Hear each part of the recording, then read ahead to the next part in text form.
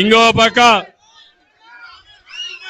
ఈసారి ఎంపీ ఎమ్మెల్యేలు 7 మందిని చిత్తుగా ఓడించి వైఎస్ఆర్ కాంగ్రెస్ పార్టీని భూస్థాపితం చేస్తామని గట్టిగా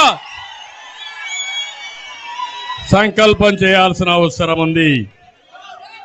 ఇక్కడ అన్నమయ్య జిల్లాలో కొన్ని సమస్యలున్నాయి. నేను హామీ ఇస్తున్నా, పీలేరు, పుంగనూరు, మదనపల్లి, తంబళ్లపల్లి కేంద్రంగా జిల్లా ఏర్పాటు చేసే బాధ్యత తెలుగుదేశం పార్టీది. హంద్రి నీవా కాలువ పనులు పూర్తి చేసి చెరువులకు నీళ్లు ఇచ్చే బాధ్యత, ఈ ప్రాంతాన్ని సస్యశ్యామలం చేసే బాధ్యత మాది.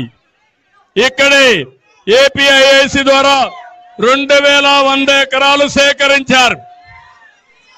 మళ్ళీ మనం వస్తానే ఇండస్ట్రీస్ వస్తాయి. ఈరోజు ఇక్కడ రోడ్డు వేస్తున్నారు, మీరు చూశారు. ఆ రోడ్డు శాంక్షన్ చేశాను. నేరుగా మదనపల్లి నుంచి తిరుపతి వరకు రోడ్డు ఉండాలి, నేరుగా ఉండాలి, స్ట్రైట్ గా ఉండాలని పెడితే దాంట్లో కూడా టెండర్లు వేసి డబ్బులు కొట్టేసే పరిస్థితికి వచ్చారు. ఏదేమైనా ఆ రోడ్డు పూర్తవుతుంది, మళ్ళా మీకు న్యాయం జరుగుతుంది.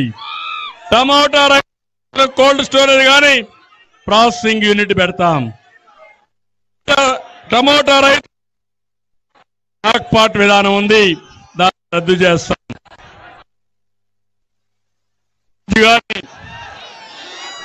రోడ్డు విస్తరణ పనులున్నాయి,